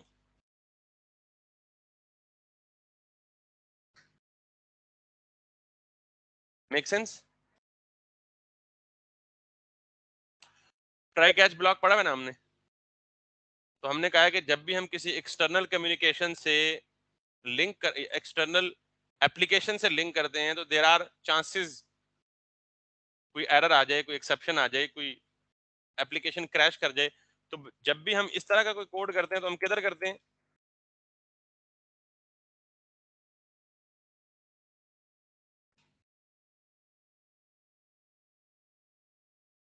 इसमें भी कोई मसला नहीं है, ठीक होगी बात। अब ये जो mongodb डॉट कनेक्ट करते हैं ना,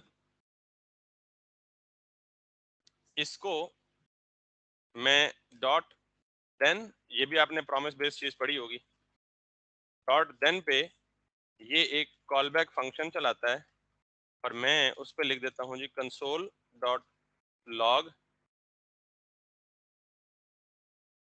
इसको आप ऑन कह दें, और ये मैसेज थ्रो करे कब? Data base CONNECTED connected. अगर ये MongoDB डॉट कनेक्ट सक्सेसफुली चलेगा तो क्या एग्जीक्यूट होगा? Dot then. अगर ये सक्सेसफुल होगा तो जो कनेक्शन की इंफॉर्मेशन होगी वो इस कॉन के वेरिएबल में थ्रो हो जाएगी, और ये ऑब्वियसली कॉल बैक फंक्शन है, तो कॉल बैक फंक्शन में हमने सिर्फ एक कंसोल का फंक्शन चलाया कि हमें पता चल सके कि क्या डेटाबेस कनेक्ट हुआ है या नहीं हुआ। क्लियर है?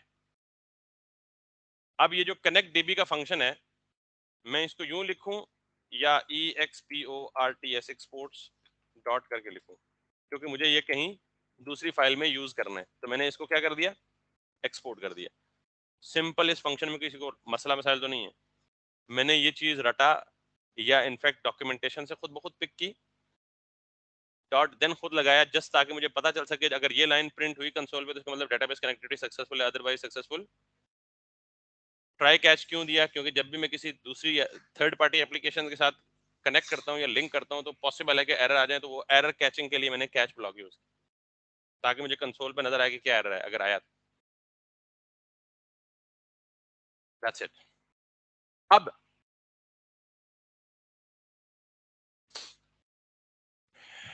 स्टेप 1 कंप्लीट हो गया कि मेरी डेटाबेस के साथ कम्युनिकेशन सक्सेसफुल होगी। अब इस फंक्शन को मुझे, आपको पता है फंक्शन डिफाइन कर दें, जब तक उसे कॉल ना करें तो वो एग्जीक्यूट। तो मुझे ये कॉल कहाँ पे करना है? यहाँ से तो एक्सपोर्ट हो रहा है, तो मैं कहता हूँ जब सर्वर चले तो साथ ही डेटाबेस भी क्या हो जाए? चल जाए। const connect db require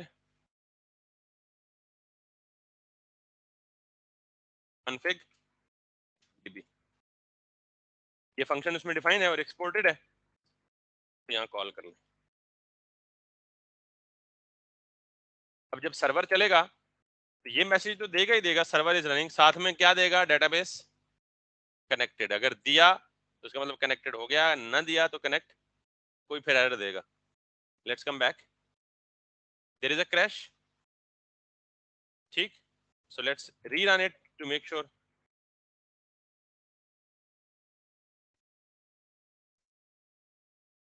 अच्छा जी, वो कह रहे जी connect DB is not a function. भाई क्यों नहीं फंक्शन?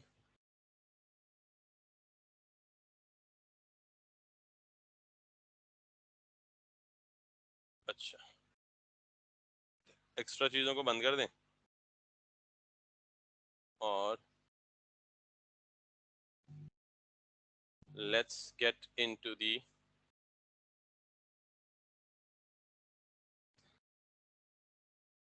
सॉरी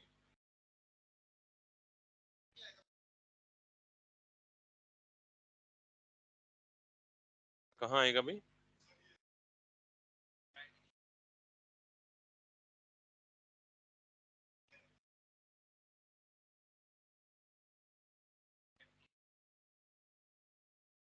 ये कनेक्ट मोंगूज का बिल्ट इन फंक्शन है, ये हमारा यूजर डिफाइंड फंक्शन है, हम इसको कॉल कर रहे हैं, that's not the case.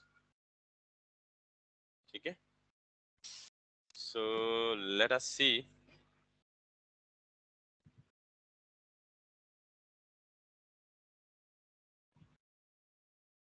Connect DB is not a function.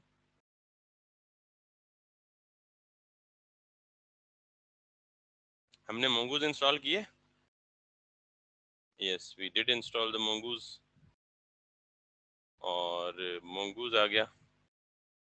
Let's see into the documentation if we can get any hint.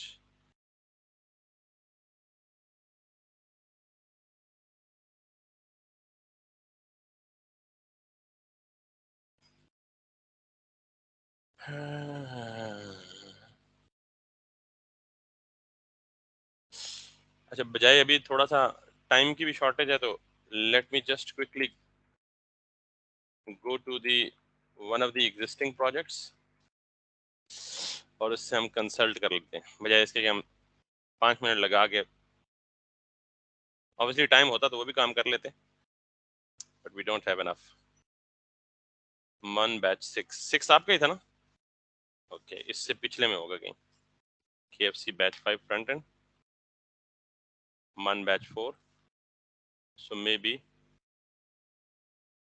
this is some sort of front end only, so we need a back end.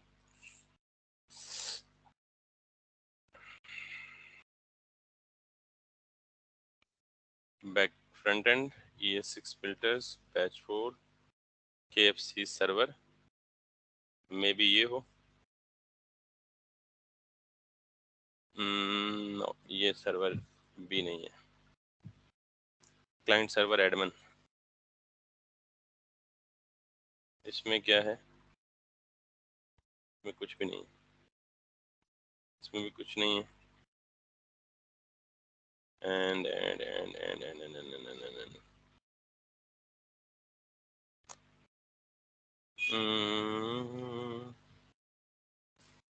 Munstack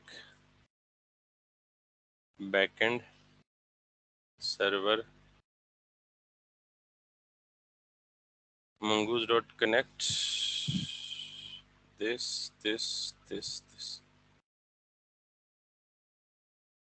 Mm, no, this is not the case. Real VSS app, Munstack.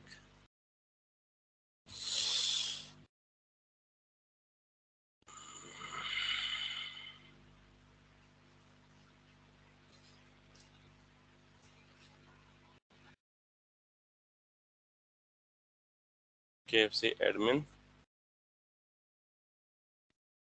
source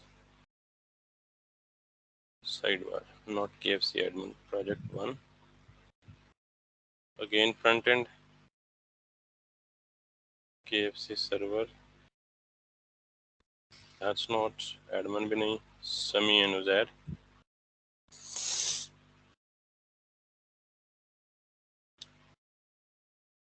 DB, no, this is not. JS DOM, Mun batch 4.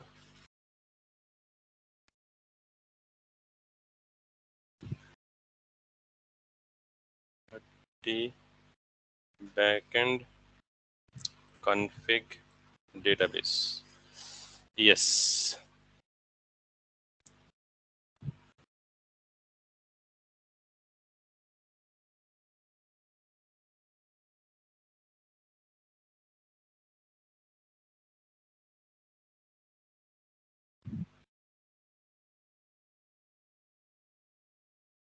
सब कुछ ठीक ही कर रहे हैं. mongoose.connect URL options dot then con this. We are doing everything right. एक const करें और इसको mod module dot exports exports equals to export ही कर रहे हैं. इट्स जस्ट अनदर वे, जैसे हमने राउटर को एक्सपोर्ट किया था. ठीक है, may be this is issue, otherwise तो बाकी सब कुछ सेम ही कर रहे हैं. The way I did over here exactly. I am being now. Let's see, यहाँ से एक्सपोर्ट हुआ कनेक्ट डीबी और यहाँ पे इंपोर्ट हुआ. सो connect dB config db, this is what now if so we were doing everything correctly except this one. I don't know, ये इसको pick करना चाहिए था, नहीं पिक, यानी हमने यहाँ एक्सपोर्ट्स लगाने के बजाय मॉड्यूल डॉट एक्सपोर्ट्स करके ये कर लिया. बाकी बीच में जो लॉजिक मैंने समझाई है एज इट इज वो ओके. ठीक है. So earlier it was getting crashed. Now server running on port 5000 or database.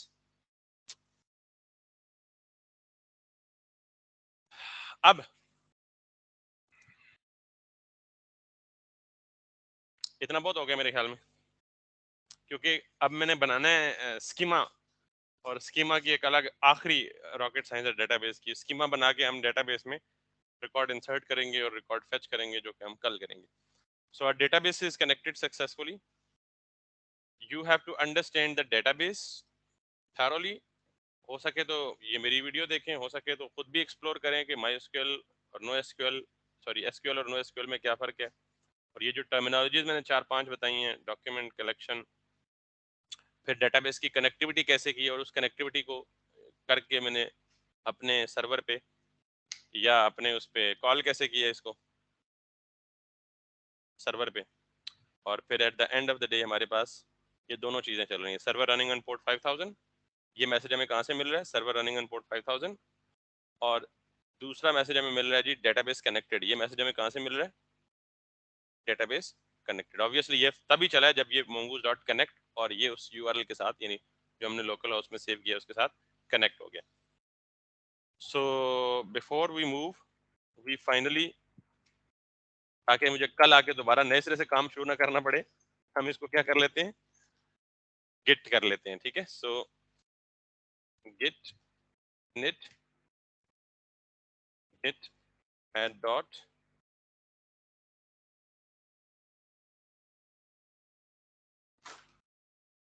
दफा.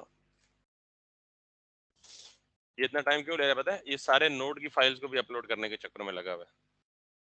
तो मुझे नोड की फाइलें अपलोड नहीं करनी, तो वो क्यों करने में लगा हुआ है, गिट इग्नोर की फाइल नहीं है बीच में, पता है आपको. तो मैं यहाँ पे इसे करता हूँ,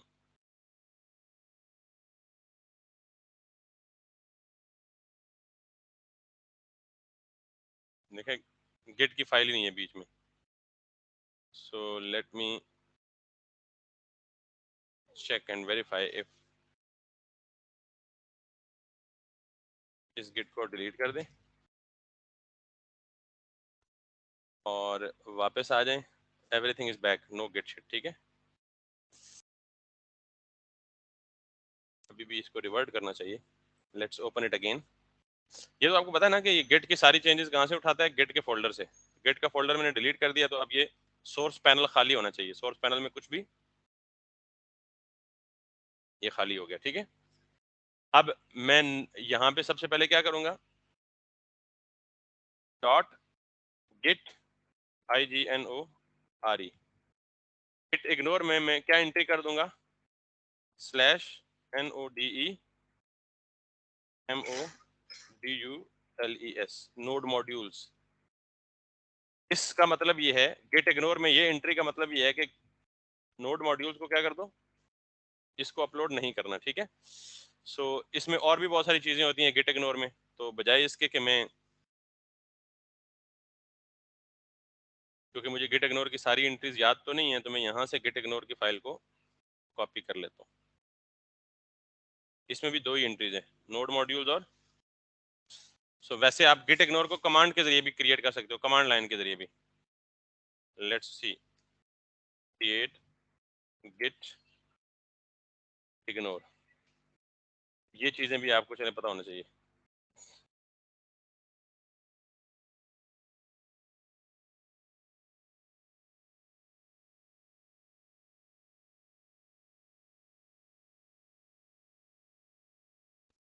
डॉट गिट, अभी के लिए हम इसे यही रहने देते हैं, नोड मॉड्यूल्स। अगर ये स्लैश ना दूं, स्लैश दूं उसका मतलब करंट फोल्डर में नोड मॉड्यूल है उसको इग्नोर करो, स्लैश ना दूं तो वो देखेगा कि कहीं भी नोड मॉड्यूल नाम का फोल्डर है उसको इग्नोर कर देगा। अब अगर मैं इसको करूं जी, git init, git repo initialize होगी, गिट ऐड, अब ये 1 मिनट लेगा, क्यों, क्योंकि इसने गिट को इग्नोर कर दिया, और बाकी कितनी फाइलें चेंज हुई गिट के अलावा, 7 फाइलें चेंज हुई। फिर CLS के बाद गिट ऐड, गिट ऐड तो हो गया ना, मिट -m, और backend with data base connectivity, ठीक, वर्किंग ट्री क्लीन हो गया। अब हम एक नई रेपो बनाते हैं बैच 6 की, और उसमें इसको पुश कर देते हैं, ताकि जिस तरह आज हमें हेल्प लेने की जरूरत पड़ी, फ्यूचर में भी कभी पड़े, हमारे पास, यार एक तो ये रोल है, अब ये वेरिफिकेशन मांगेगा, उलझा सिम सिम भेज देना यार।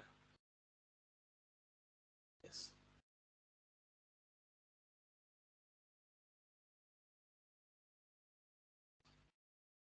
So now create new repo, इसको हम करते हैं जी BACKEND बैकएंड B6,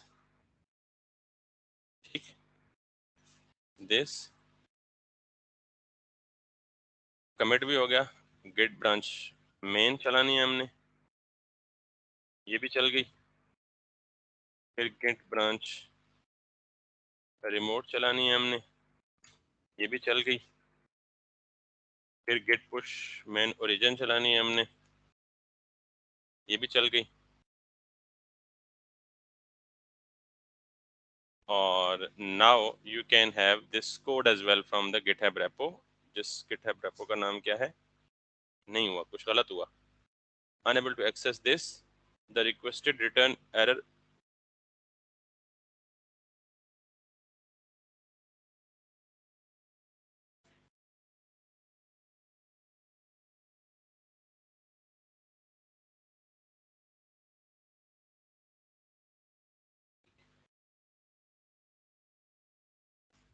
ये पता है किस वजह से,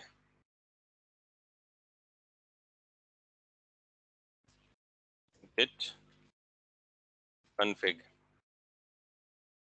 global,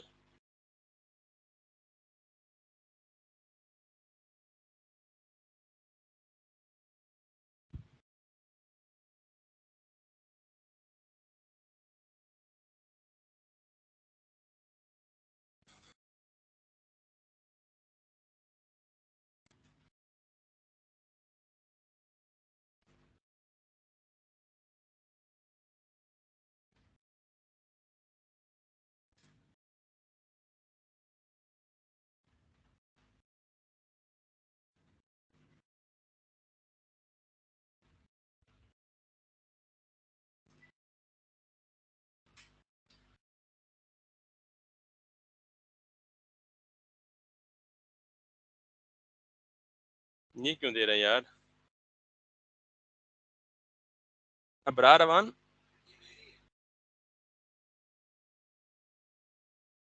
अच्छा इसमें तुमने अपना अकाउंट सिंक किया हुआ है।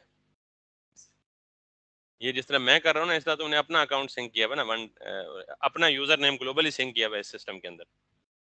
ये आप यूज करते हो ना डेली सिस्टम, तो आपने ही अपने अपने अकाउंट के साथ इसे वो किया हुआ है, सिंक किया हुआ है।